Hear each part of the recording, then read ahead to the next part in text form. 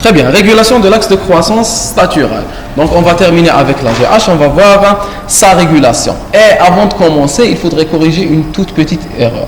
Hier, je vous avais dit que... Vous attendez, ah, quelle erreur. En fait, ça ne concerne pas le cours. Je vous avais dit, j'étais fatigué, je vous avais dit que comment elle s'appelle, Cléopâtre Sélénée avait épousé Octave, ce qui est faux. Elle avait épousé Marc-Antoine, c'est très connu, Marc-Antoine, d'accord. Cléopâtre, sa mère, elle avait épousé Marc-Antoine, c'est Marc-Antoine qui est le père de Cléopâtre Sélénée, d'accord, qui a épousé Juba II, qui est enterré ici en Algérie, d'accord. Donc le papa de Cléopâtre Sélénée, c'est Marc-Antoine, d'accord, c'est Marc-Antoine. Elle a 3 frères, je crois. L'essentiel, c'est pas important. L'essentiel, c'est Marc-Antoine, son père. C'est très important. C'est votre histoire. Il y a... Vous riez. Il y a Yohannas. Il y a n'est pas toujours péjoratif. D'accord. Le message coranique commence par Ya. Ya Yohannas, Ya ayyuhalladhina amanu.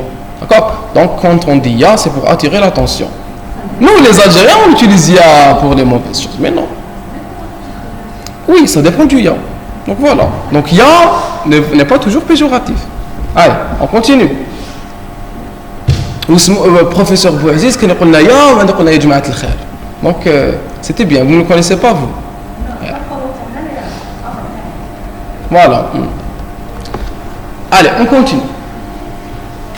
Ya ayyuha talaba. Régulation de l'axe de croissance naturelle. Donc régulation de la GH. Très bien, très bien.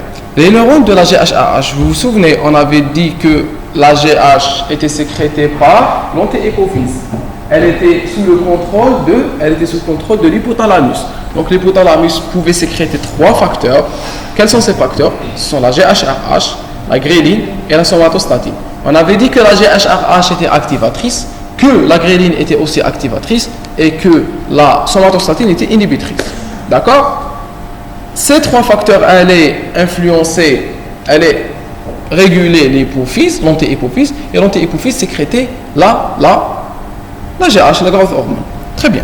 Donc, les neurones de la GH, bien sûr, la GH allait activer le foie, les cellules cartilagineuses, pour qu'elles-mêmes sécrètent l'IGF. L'IGF est le transporteur de l'IGF. Vous vous souvenez de l'IGF BP3 qu'on a vu hier, on avait dit que c'était un transporteur de l'IGF, synthétisé par le foie. C'est une protéine hépatique. Les neurones de la GHRH libèrent la GHRH, elle va cheminer dans l'antéhypophyse pour stimuler la production de GH. Elle va stimuler vers l'antéhypophyse par l'intermédiaire de la tige pituitaire, dans les capillaires de la tige pituitaire. Le neurone à gréline libère de la gréline qui chemine aussi vers l'antéhypophyse pour stimuler la synthèse et la libération de la GH. Très bien. Les neurones de la somatostatine, SS14, libèrent de la somatostatine qui chemine au niveau de l'antéhypophyse pour inhiber la synthèse de la GH. Très bien. La GH produite par l'antéhypophyse est libérée dans la circulation générale. Elle arrive vers le foie, il va libérer l'IGF-1 dans la circulation. Très bien. L'IGF-1 plasmatique, la concentration de l'IGF-1 va augmenter. Il y aura un feedback négatif sur les centres supérieurs pour inhiber la production de la GH. Donc, il y aura inhibition de la GHRH et donc inhibition de la GH. C'est le rétrocontrôle négatif exercé par l'IGF sur les centres récepteurs. C'est le rétrocontrôle négatif exercé par l'IGF sur les centres supérieurs. C'est pour cela qu'on parle d'axe, un axe. D'accord? Pourquoi on parle d'un axe? Parce qu'il y a une cascade de stimulation et d'amplification via différents organes. Donc, il y a une sécrétion de GHRH, puis de GH, puis d'IGF. L'IGF inhibe la GHRH et donc il va inhiber son axe. Très bien. L'IGF-1 produit également un feedback positif sur les SS14. Donc plus l'IGF-1 augmente, plus il active la somatostatine.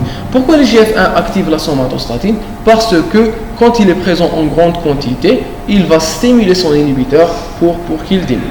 D'accord? Très bien. Les neurones hypothalamiques communiquent également entre eux. On va voir la communication entre les neurones hypothalamiques.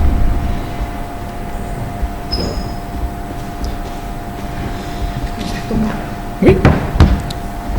Très bien. Donc il y a une communication entre les neurones AGHRH et les neurones à ghréline, une communication entre les GHRH et les SS14. On va les citer.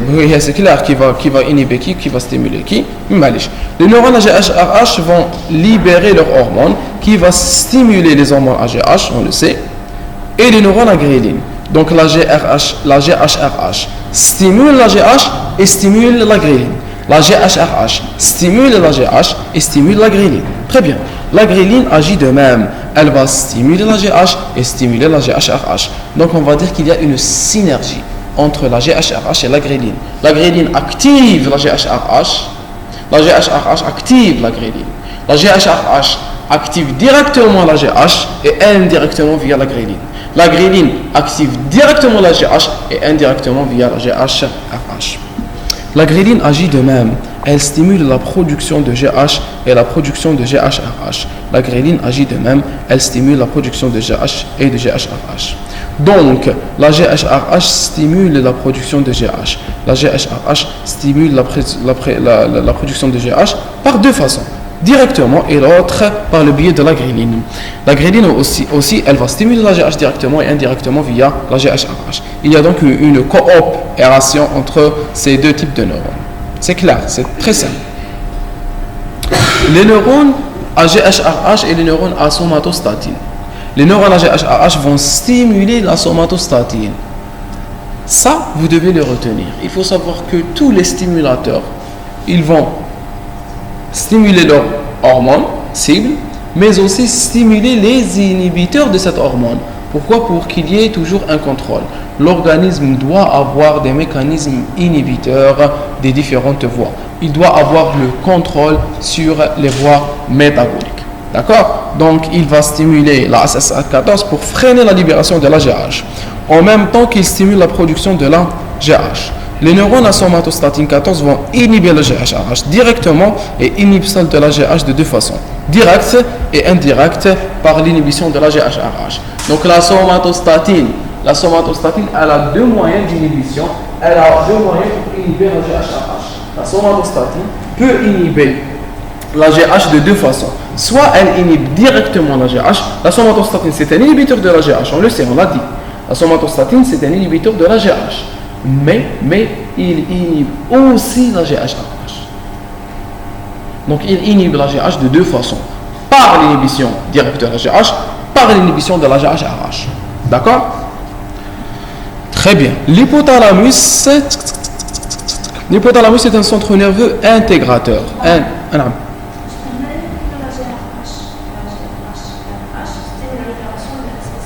Oui.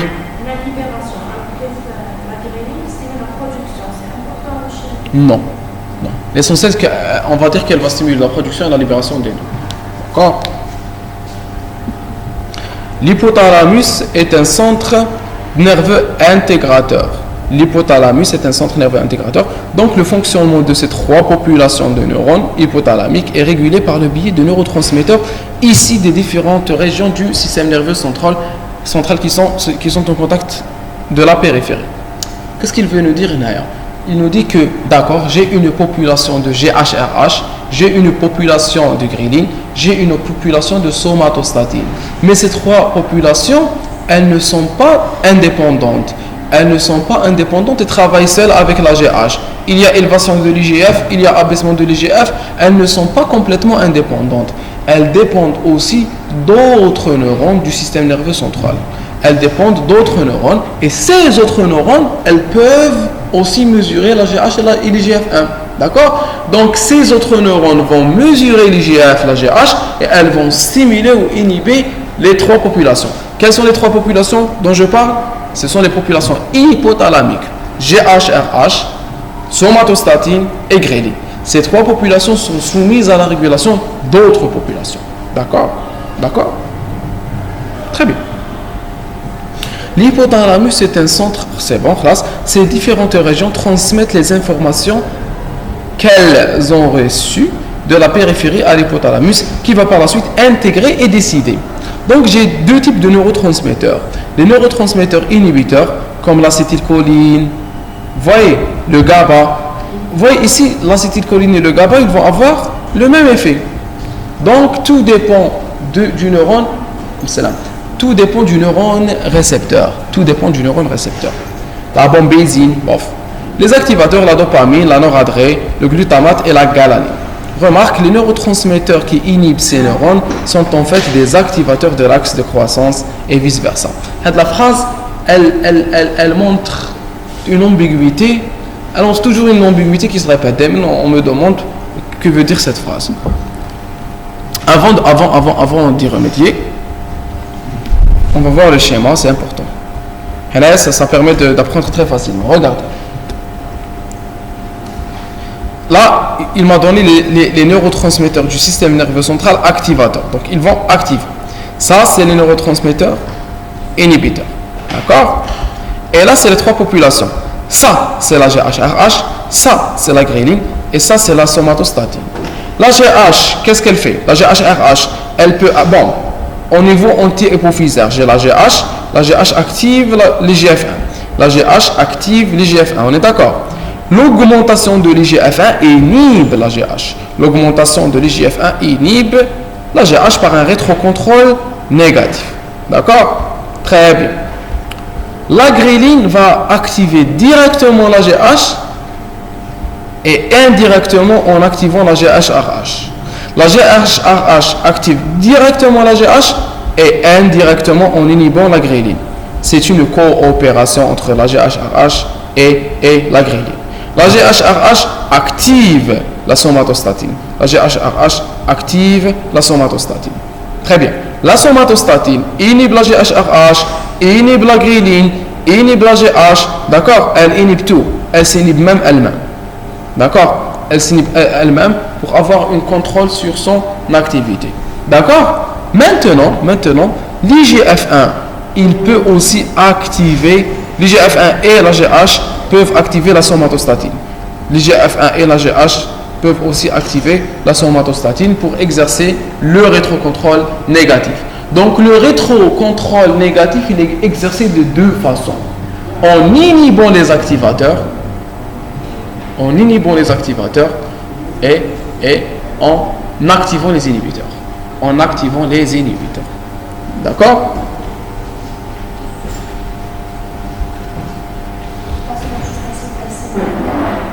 Oui. On continue.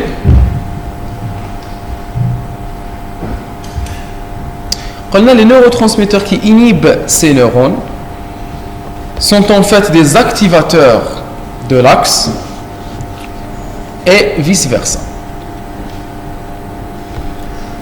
Très bien.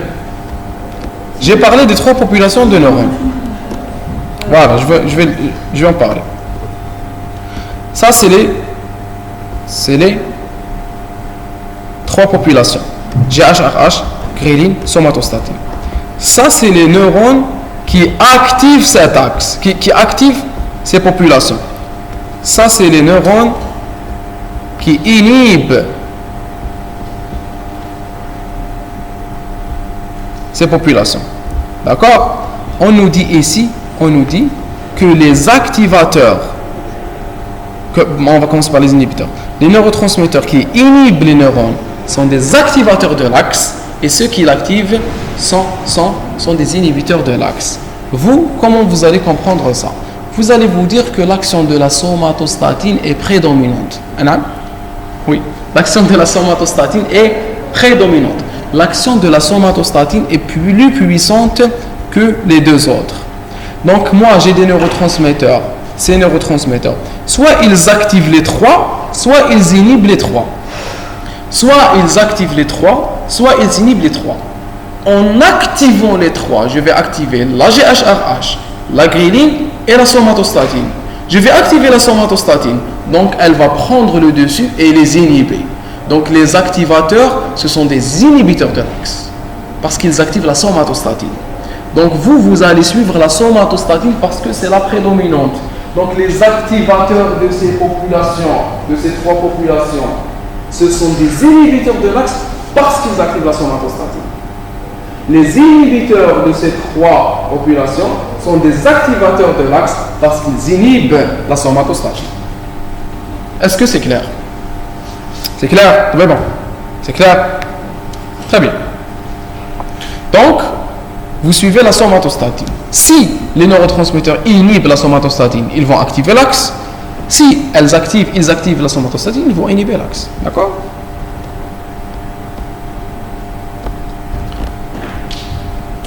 Exemple d'information périphérique envoyée à l'hypothalamus pour sécréter la GH. Le jeûne, l'hypoglycémie. Vous voyez, il faut savoir que la GH elle est hyperglycémique. Un repas riche en protéines. Pourquoi? C'est quoi la relation? C'est pas contradictoire. Le jeûne et le repas, les deux activent l'axe de croissance. Pourquoi?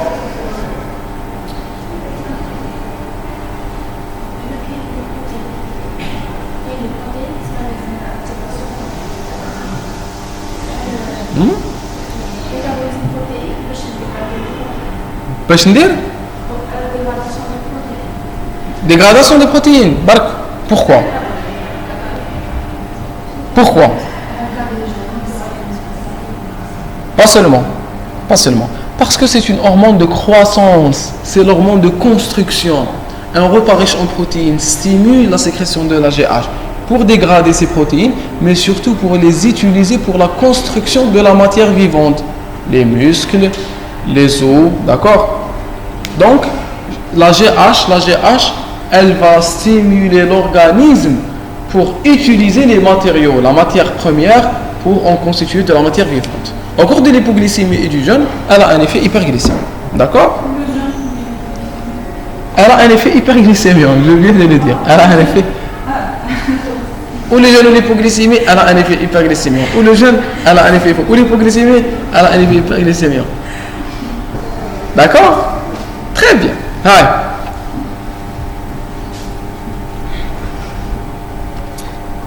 Les protéines stimulent la libération de la GH plus que les lipides et les glucides. Vous voyez, parce que les protéines sont les principaux matériaux de construction.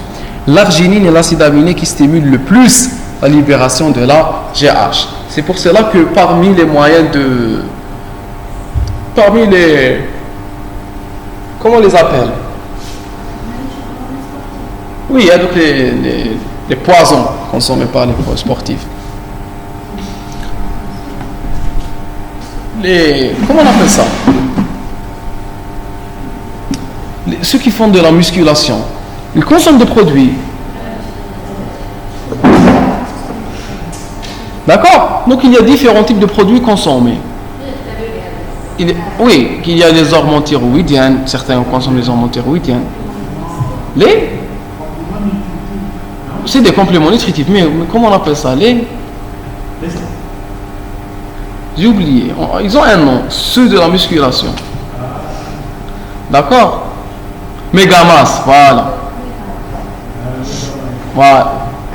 Ils ont un nom commun, utilisé par tout le monde. Oui, ça doit être une marque. Parce que c'est des noms, c'est des noms qui apparaissent antérieurement, précocement, et qu'on utilise ensuite, comme Frigidaire. Frigidaire, c'est une marque de réfrigérateur. Maintenant, on l'utilise pour tout. D'accord? On appelle tout Frigidaire. En fait, Frigidaire est une marque. Kima Saïda. Très bien. Saïda, c'était la seule eau minérale présente en Algérie depuis les années 1900. Elle est apparue en l'an 1963, 1965, 1967. L'essentiel pour les années 1960. Donc, c'était la seule eau minérale. C'était l'eau minérale nationale. D'accord? Quand l'Algérie était socialiste. Puis elle a disparu, d'accord? Puis elle a été rachetée par des privés, d'accord? Et elle est réapparue en 2006, d'accord? En 2006. C'est comme aussi l'Ahda. L'Ahda aussi est une marque de lait en poudre. Allez, on continue. Très bien. Donc, les produits et les compléments alimentaires consommés par les sportifs, on peut aussi en consommer. Déjà, c'est très répandu. On peut aussi trouver en vente de l'arginine. Donc, pourquoi l'arginine? L'arginine, parce que c'est un acide aminé.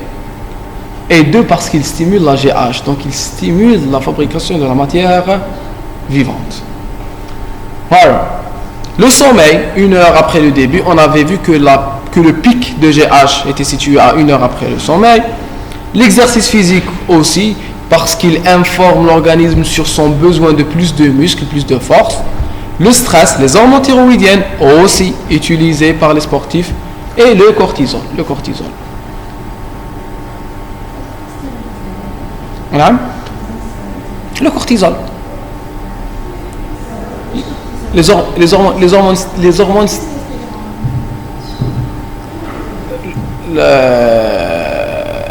je ne comprends pas votre question. Est-ce qu'elle stimule les stéroïdes? Oui. Non, c'est quoi la question? Je ne comprends pas la question.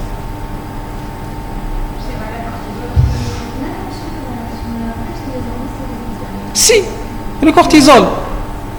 Le cortisol, c'est une hormone stéroïdienne. Très bien, donc elle stimule. Est-ce que la GH stimule la testostérone? Est-ce que la testostérone stimule la GH? Normalement, oui. Parce que au cours de la puberté, il y a une deuxième phase, il y a une accélération de la croissance corporelle, d'accord? Donc, au cours de la puberté, nous avons des pics de testostérone et là, nous remarquons des modifications dans le morphotype de la femme et de l'homme. Donc, l'homme devient plus musclé et tout ça nécessite de la GH. D'accord? Je n'avais pas compris que vous vouliez l'inverse. Très bien. Le mécanisme moléculaire d'action de la GH. La GH libre, et non fixez-vous, on avait dit que la GH existait sous 2 formes. Une forme liée à un transporteur et une forme libre. La forme liée, elle était liée à quoi? Un fragment du récepteur. Très bien. Son transporteur est un fragment du récepteur. Très bien. Elle se fixe par son site 1 sur un récepteur de GH. En bande. Après fixation, il y a démérisation. Un deuxième récepteur vient se coller au premier. D'accord? Et au deuxième site de liaison de la GH. Il y a activation du GH récepteur. Donc un récepteur, un deuxième récepteur. Le premier récepteur fixe la GH, le deuxième fixe la GH et les deux se lient. La GH se fixe sur le premier récepteur par le site possédant le plus d'affinité. D'accord?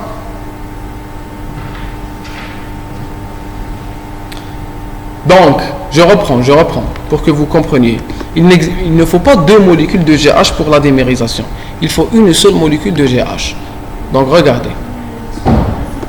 Démérisation des récepteurs grâce à la GH. Donc, regardez comment ça se passe. J'ai une membrane plasmique. Là, c'est un récepteur.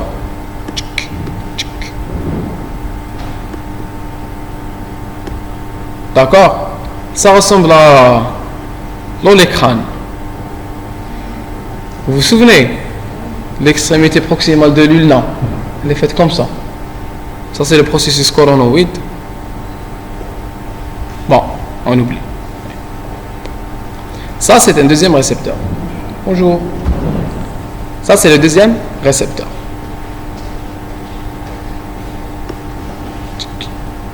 D'accord?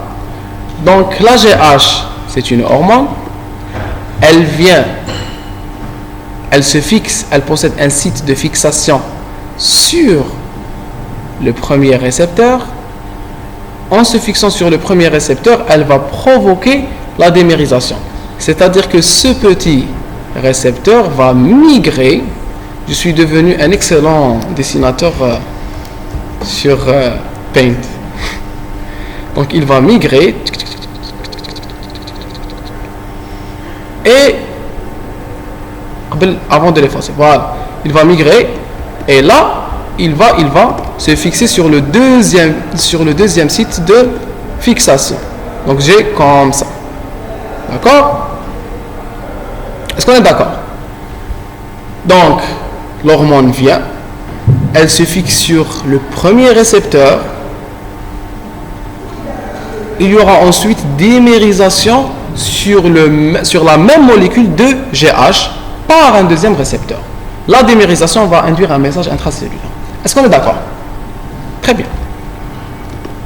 Donc, on va relire la GH libre, la GH, une fois arrivée au niveau de ce récepteur, elle va se dissocier. Vous êtes à la salle, elle n'est pas encore venue. Elle est censée venir. Elle viendra. Sûr, oui, Inch'Allah. Attendez, à chaque fois, avant de partir, essayez de venir me voir. Je vous donne mon numéro, si vous voulez. Bon, là, il y a la vidéo, je ne vais pas vous donner mon numéro, je vais l'écrire.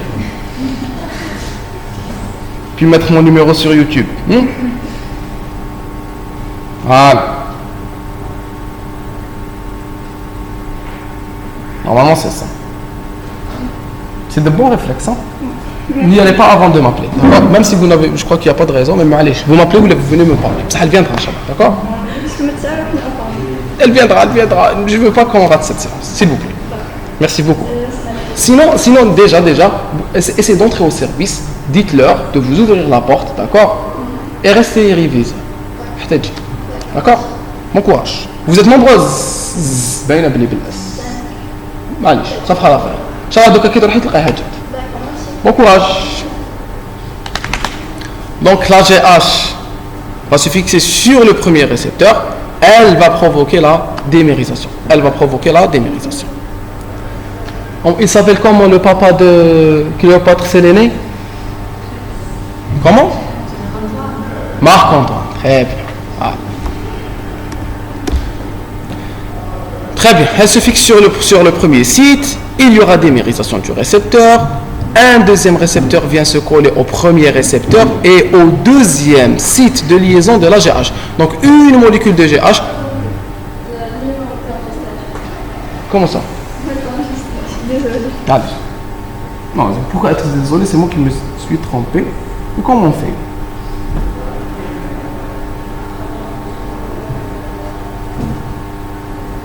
Voilà, essayez de m'enregistrer. Oui, là, ça, il fallait l'écrire sur un papier, tout simplement. Mais j'ai pas. Oui. Oui, c'est celui. Bon courage. Allez. Démérisation, très bien. Activation du récepteur. Donc l'activation, elle est réalisée après démérisation. La GH se fixe sur le premier récepteur par le site possédant le plus d'affinité. On vous dit ici qu'il y a deux sites de liaison des récepteurs. Il y en a un qui a plus d'affinité. Donc c'est celui qui se fixe, c'est le premier. D'accord? C'est clair. Une fois que le récepteur est démérisé, d'accord, il sera reconnu par une protéine cytosolique. C'est une signalisation intracellulaire. La JAK2 kinase. La JAK2 kinase de Janus kinase. On va parler de Janus. Janus kinase. Fixation de la JAK kinase sur le récepteur. Donc c'est une protéine intracellulaire. Elle va se fixer sur le récepteur. Il y aura activation de la JAK2 kinase après fixation sur le récepteur. Phosphorylation des STAT5 par la JAK2 kinase. Adressage des STAT5 phosphorylés au noyau. Liaison des STAT5 phosphorylés sur les sites de régulation de l'expression des gènes en amont de la région 5'. Activation de la transcription comme un gène codant pour l'IGF1, gène codant pour l'IGFBB3. Très bien. Allez. Donc, j'étais ici.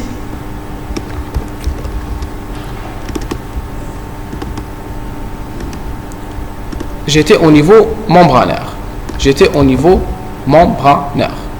Donc, la membrane cellulaire, elle est là.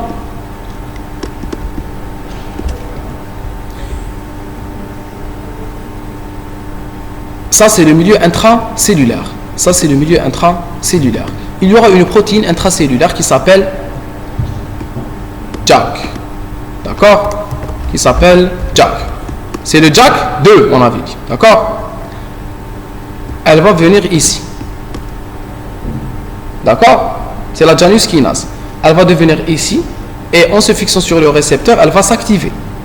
En s'activant, elle va phosphoryler des protéines. Les protéines, elles s'appellent STAT. C'est les STAT5.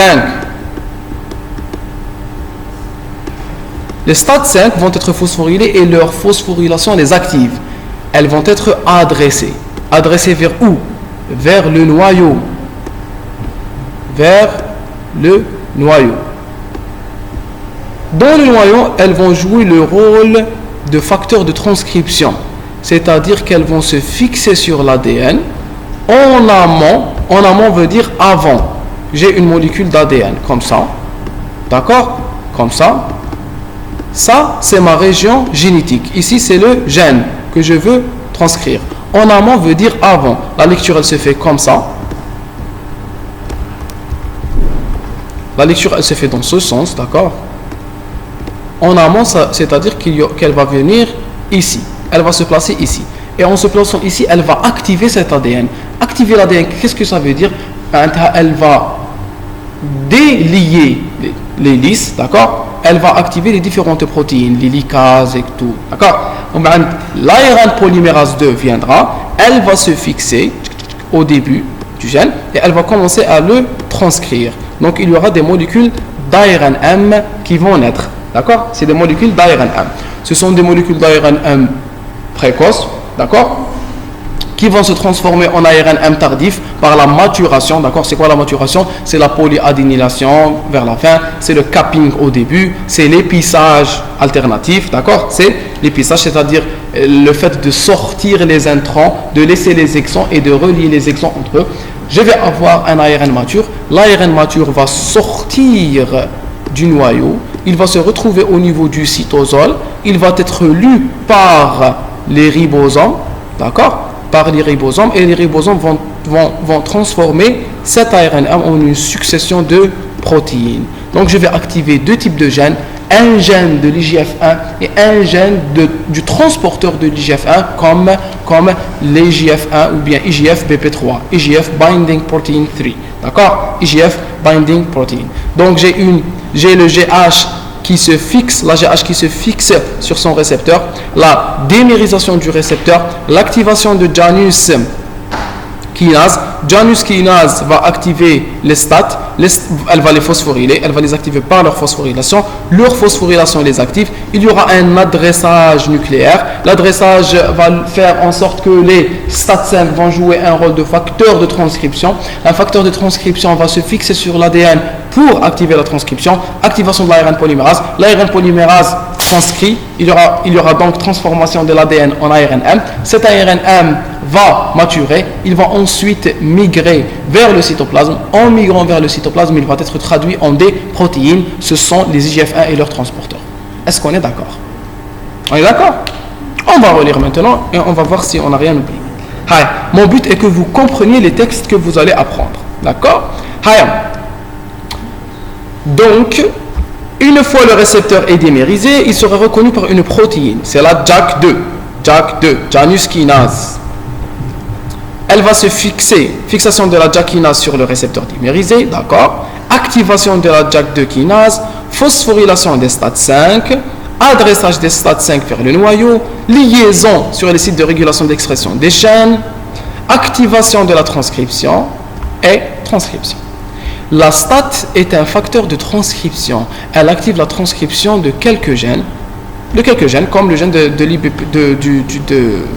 comment on appelle ça, l'IGF-1 et l'IGF-BP3.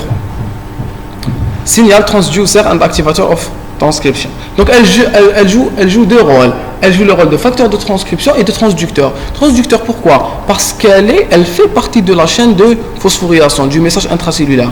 Donc c'est un transducteur. Mais elle joue aussi le rôle d'un facteur de transcription parce qu'elle est capable de se fixer sur l'ADN et donc d'activer la transcription des gènes. On est d'accord? Très bien. L'IGF-1 et son action endocrine, paracrine, autocrine. L'hypothalamus agit sur l'hypophyse à travers la tige pituitaire. C'est une communication sanguine de type paracrine. On avait dit que l'hypothalamus allait sécréter ses hormones au niveau de la tige pituitaire dans des vaisseaux sanguins. Les vaisseaux sanguins vont aller dans l'antéhypophyse et en allant dans l'antéhypophyse, ils vont activer quoi? L'antéhypophyse pour qu'elle sécrète les différentes hormones. Donc la communication entre l'hypothalamus et l'antéhypophyse, elle se fait via la tige pituitaire. Libération de la GH dans la circulation générale, elle va agir sur le foie, il y aura production du IGF-1. Tout ça, on le sait maintenant, d'accord? L'IGF-1, une fois produite par le foie, est libérée dans la circulation générale et va se fixer sur son récepteur, sur ses cellules cibles. Quelles sont les cellules cibles de l'IGF-1? Telles que les chondrocytes, les cartilages de conjugaison des os. Il y aura une élongation et croissance des os. Voilà, donc il n'y a pas que l'activation de la formation musculaire, mais surtout la croissance osseuse. Donc les cartilages de conjugaison, vous connaissez les cartilages de conjugaison, on les a vus en première année. C'est les cartilages retrouvés chez l'enfant et qui sont censés se transformer en os. C'est ces cartilages qui vont nous permettre de grandir de taille, de pousser. D'accord? Donc il y aura une élongation et une croissance de l'os par l'intermédiaire de l'IGF-1. l'IGF-1 cartilage, l'AGH, donc l'IGF-1 hépatique, elle a une action endocrine. Elle a été synthétisée dans le foie, on est d'accord, et elle est allée jusqu'au cartilage. Pour aller du foie au cartilage de conjugaison, elle doit passer par la circulation sanguine. Donc c'est une action endocrine. C'est une action endocrine. On est d'accord? Très bien. On va voir un autre type d'action de l'IGF-1. La GH libérée après l'action de l'hypothalamus sur l'hypophyse peut agir également de façon directe sur les chondrocytes pour les stimuler à produire de l'IGF-1 qui va par la suite agir sur le même chondrocyte. IGF-1 ou la IGF-1 cartilagineuse, action loco-régionale, donc paracrine et autocrine. Donc paracrine et autocrine. Très bien. J'ai l'hypothalamus à stimuler la GH. L'hypothalamus a stimulé la GH. La GH a été synthétisée et sécrétée par l'antéhypophyse. La GH elle a été libérée. La GH elle a été libérée dans la circulation sanguine. La GH, elle peut soit aller vers le foie, soit aller dans les cellules cartilagineuses. Elle peut aller soit vers le foie, soit vers les cellules cartilagineuses. Si elle va vers le foie, elle va activer le foie et le stimuler pour synthétiser l'IGF-1 et l'IGF-1 binding protein. D'accord? Et l'IGF-1 binding protein. Donc il y aura libération de l'IGF-1, fixation sur son transporteur et migration de l'IGF-1 vers les cellules cibles qui sont principalement les chondrocytes. On est d'accord? Très bien. L'AGH, elle peut ne pas aller au foie et aller directement vers les chondrocytes. Si elle va vers les chondrocytes, elle va les activer. Et en les activant, ce sont les chondrocytes qui vont synthétiser l'IGF-1. Cet IGF-1 synthétisé par les chondrocytes, il va agir où? Il va agir sur les chondrocytes et sur les chondrocytes voisines. D'accord? Donc, cet IGF-1, il va stimuler la cellule qui l'a sécrétée et ses cellules voisines. Donc, c'est une stimulation autocrine et paracrine. Autocrine veut dire que la cellule agit sur elle-même. Paracrine sur les cellules voisines. Endocrine sur toutes les cellules qui possèdent un récepteur via le sang. D'accord? Très bien. Donc, il y a trois types de stimulation. Bon, ici pour l'IGF, il y a trois types de stimulation. Une stimulation endocrine quand l'IGF est synthétisé et sécrété par le foie. Et une stimulation autocrine ou paracrine quand l'IGF est synthétisé par le chondrocyte. Très bien, excellent. C'est clair? Très bien. Puisqu'il ne reste pas beaucoup, vous essayez de poser des questions si elles sont pertinentes. D'accord? Je m'entendais F? Il fallait écrire. C'est oui. Oui, facteur de transcription.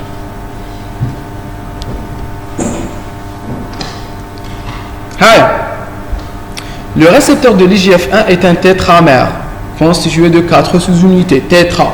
Donc 2 sous-unités alpha, 2 sous-unités bêta, A2, B2. Il a une activité tyrosine kinase. Donc c'est un récepteur insuline-like. Le récepteur de l'IGF est un récepteur insuline-like.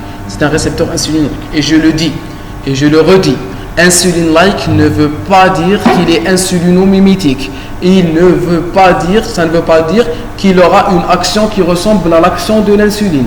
On dit qu'un récepteur est insuline-like parce que son mode de fonctionnement, parce que le mode de signalisation ressemble au mode de signalisation de l'insuline.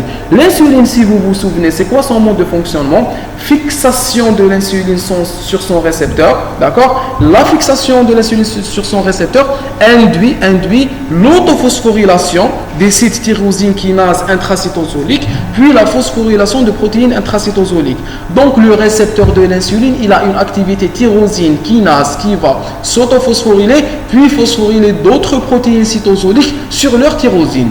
D'accord? Ce récepteur-là, il possède la même fonction, c'est-à-dire qu'il a une fonction tyrosine kinase qui va s'autophosphoryler, puis phosphoryler d'autres protéines sur des régions tyrosines pour les activer. Quelle est la première protéine à être activée? C'est la protéine JAK. Ensuite, les stades, etc., etc. Donc, il y a un effet qui ressemble à l'insuline. Mais pourquoi on a dit insuline-like?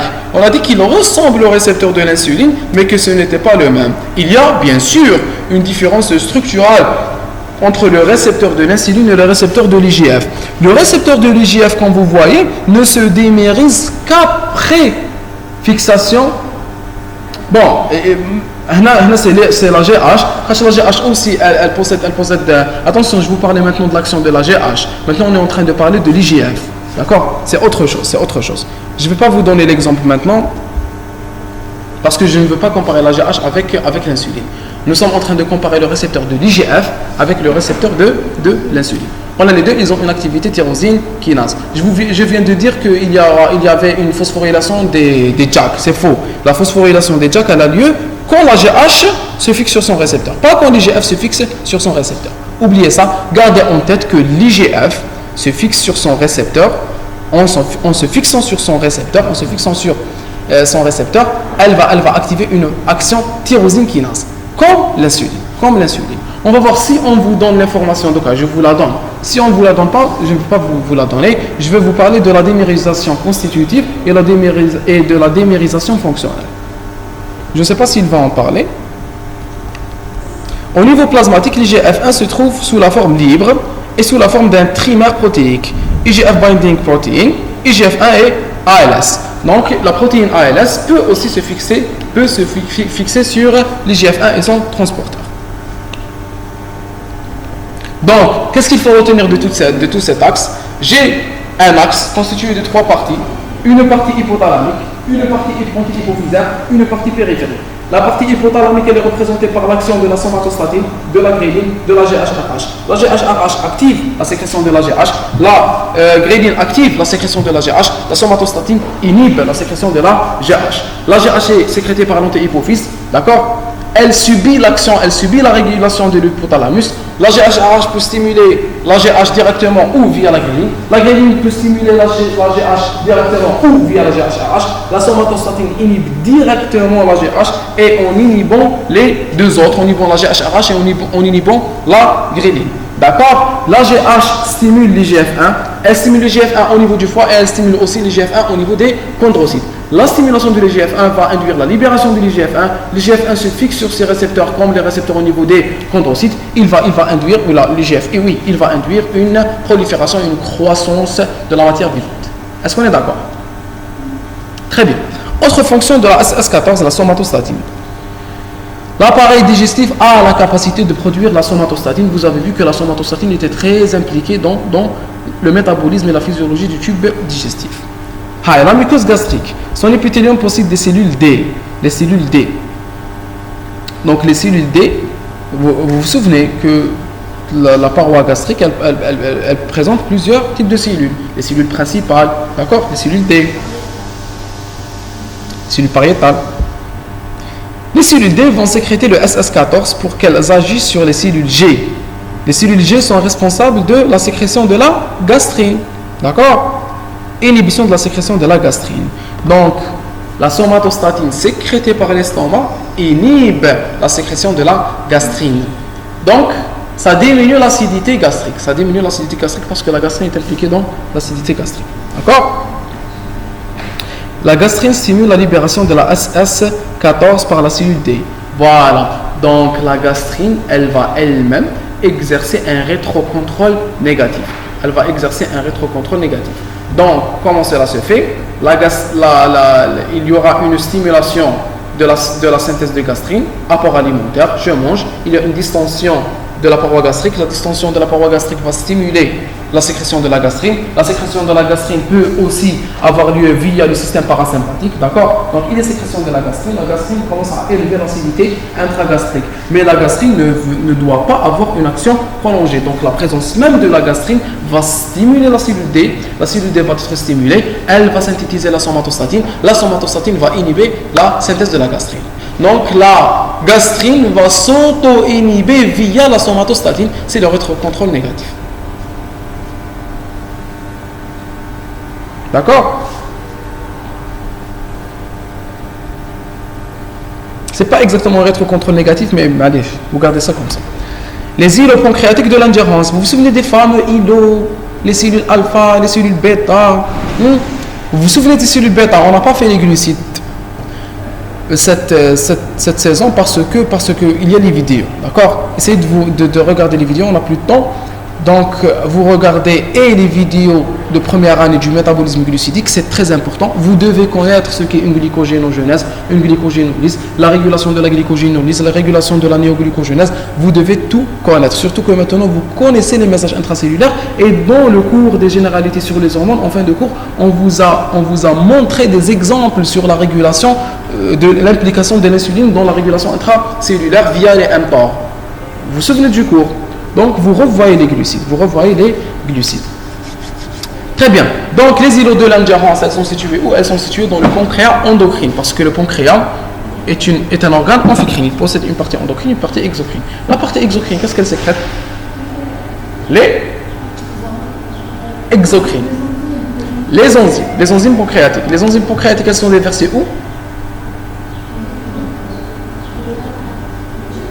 Dans D2, très bien. Elles sont déversées dans D2, dans la deuxième portion du duodénum. Donc D1, D2, D3 et D4. Très bien. Donc via quel canal? Le canal de Wirsung. Le canal de Wirsung. D'accord? Donc quelle papille? Dans la papille majeure. Très bien. La papille majeure se déverse à travers l'ampoule avant la papille majeure. Qu'est-ce qu'il y a? Il y a une ampoule qui s'appelle l'ampoule de... Très bien. Le sphincter d'Oddi et l'ampoule de Vater. Très bien. Et il y a un canal pancréatique secondaire qui se déverse dans la papille mineure. Voilà. Très bien. Donc, le pancréas endocrine, il va sécréter des hormones. Le pancréas, il possède 4 types de cellules. D'accord? Normalement 4. Ils ont cité 3. Donc, il y a les cellules alpha, les cellules bêta, les cellules gamma et normalement les cellules epsilon. Donc les cellules alpha elles sécrètent le glucagon, les cellules bêta sécrètent de l'insuline, les cellules gamma synthétisent de la somatostatine et les cellules epsilon, je crois que c'est la gréline. Je ne suis pas sûr. L'essentiel, il y a aussi les cellules epsilon. D'accord? Bref, c'est pas important pour l'instant. Maintenant, ce qui nous importe, c'est la présence des cellules. On nous parlait des cellules alpha, des cellules bêta, parce qu'il y a cette fameuse dualité insuline-glucagon qui sont les deux impliqués dans le métabolisme des glucides et le pancréas est très impliqué dans le métabolisme des glucides et dans les pathologies du métabolisme du glucide. Donc le SS14 va inhiber la libération des deux hormones précédentes, d'accord, sur leurs cellules. Gardez en tête que le glucagon stimule la sécrétion de l'insuline. L'insuline stimule. Bon, je vais vous donner. Vous gardez en tête trois hormones. Oubliez les cellules epsilon, d'accord? On a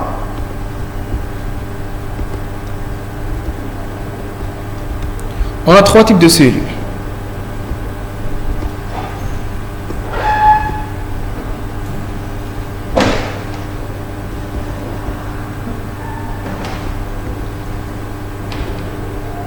Alpha, en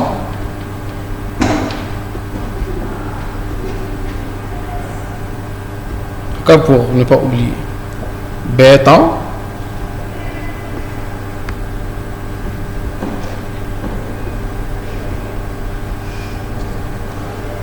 et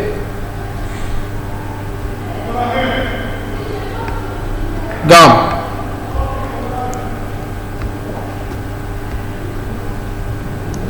Très bien. Donc,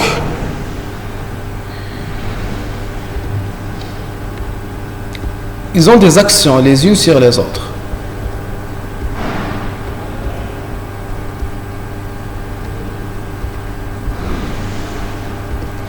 Alpha va stimuler alpha. Je vais tous les dessiner. Alpha va stimuler bêta. D'accord? Alpha va stimuler bêta. Alpha va stimuler gamma. Bêta stimule gamma et inhibe alpha. Gamma inhibe bêta, inhibe alpha et s'inhibe. D'accord? Donc alpha stimule les deux. Bêta stimule gamma et inhibe alpha. Gamma stimule les trois. Inhibe les trois. Elle inhibe tout gamma. La somatostatine inhibe les trois. Est-ce qu'on est d'accord?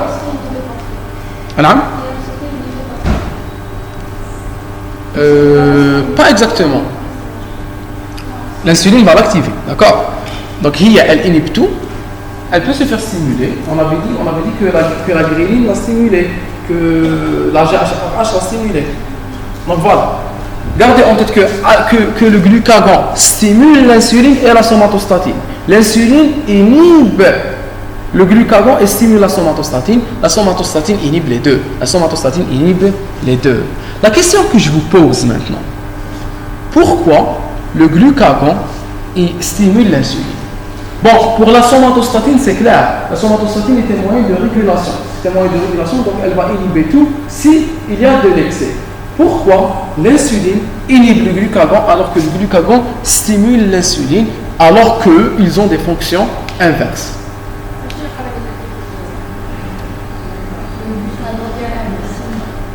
Là, le glucagon? Oui. Oui, excès, oui. Yani,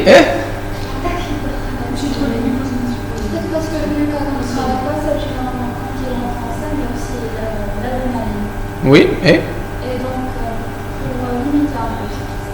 non, pas exactement, non. Non. Très bien. Pour faire entrer le glucose à l'intérieur des cellules. Donc moi, j'ai stimulé la sécrétion et la libération du glucose. Ça vous a donné faim? Glucose, insuline. Oui? Ah oui, c'est pas grave. Non, vous pouvez manger, non?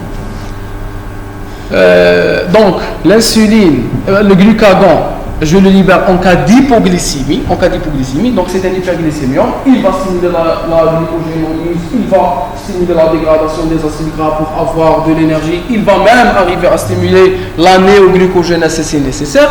Mais ce glucose-là que j'ai libéré, qui est présent dans la circulation, il faut bien le faire entrer. Si c'est des cellules qui dépendent des GLUT1, des GLUT2, les cellules cérébrales, d'accord. Mais si c'est des cellules musculaires, comment faire entrer le glucose à l'intérieur des cellules? Il me faut des GLUT4. Et les GLUT4 sont synthétisés, sont sécrétés, sont stimulés par l'insuline. Elles sont stimulées, leur exocytose est stimulée par l'insuline. Donc je sécrète de l'insuline pour qu'elle expose les GLUT4, pour que le GLUT4 fasse entrer ce glucose. D'accord? C'est pour cela, en cas d'hypoglycémie, on donne du sérum glucosé plus de l'insuline. En cas d'hypoglycémie, on donne sérum glucosé plus insuline. Pourquoi? Pour faire entrer ce glucose à l'intérieur des cellules. D'accord? Très bien. La muqueuse intestinale, elle va produire des hormones comme la sécrétine, la VIP, la CCK. Vous avez téléchargé le fichier dont je vous avais parlé. La physio, la régulation. Oui, physiologie digestive, vous l'avez téléchargé. Très bien. Donc je vous avais dit de télécharger un fichier de régulation et de la prendre juste avant l'examen. Avant d'entrer à l'examen, apprenez-le. D'accord? Et entrez. Ensuite, vous allez l'oublier. Parce qu'il faut les refaire. Il faut vraiment les refaire pour les garder en tête. D'accord? Donc vous l'apprenez, c'est très important. La physiologie digestive, on va surtout vous juger sur la régulation. Oui, je vous avais publié, j'ai pris toute la régulation digestive dans un seul fichier, je vous avais dit de la prendre. Non, c'est l'écriture. Ah. Je l'ai appelé régulation.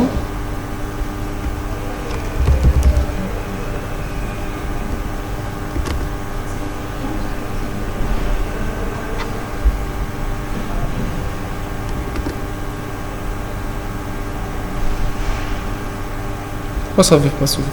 Voilà. Donc, هذايا, vous la prenez. D'accord?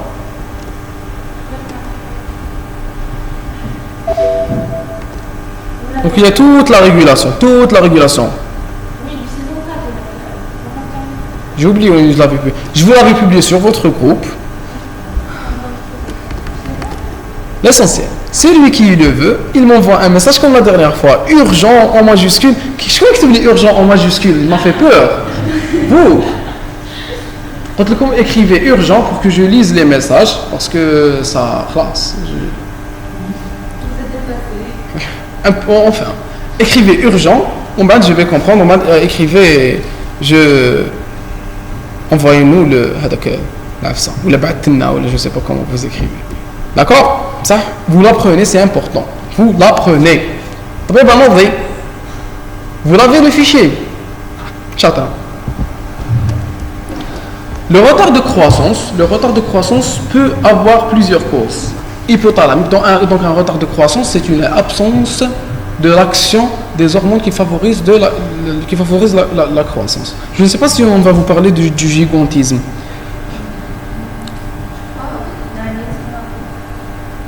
On va dire, le retard de croissance peut avoir plusieurs causes. Hypothalamique, hypophysaire, périphérique, hépatique ou même cartilagineuse. Donc un problème au niveau des hormones, un problème au niveau des récepteurs, des mutations, des modifications, des insuffisances. Tout ça, toutes modifications ou lésions ou atteinte du fonctionnement de cet axe va induire un trouble de la croissance. Excès d'activité, c'est le gigantisme chez les enfants ou bien l'acromégalie chez les adultes, croissance en largeur, hypertrophie osseuse des extrémités. L'acromégalie, si vous la voyez une fois, vous n'allez jamais l'oublier. Très bien. Donc, j'ai rencontré une patiente comme ça quand j'étais en 3e année. Donc, ces personnes-là, elles ont des caractéristiques, elles ont un hypertaylorisme. Vous connaissez l'hypertaylorisme? C'est une distance anormale entre les constituants de la face. Donc, les yeux sont plus éloignés qu'il ne faut. D'accord? Ce n'est pas tellement grave, ce n'est pas une monstruosité. Parce que certaines anomalies rendent l'être humain, on les appelle des monstruosités. Parce qu'elles défigurent gravement l'être humain. Elle n'est pas très apparente. D'accord? Donc, mais si on se concentre, il y a les différents constituants qui sont plus éloignés. C'est une croissance en largeur. Ils ont des montants qui sont plus poussés. D'accord? Et ils ont les dents de la main, les dents de la bouche qui sont éloignés. D'accord? Crois encore. Ils ne sont pas nécessairement grands de taille. D'accord? Mais ils sont surtout larges en même temps. Et avec des fois des déficits mentaux, d'accord?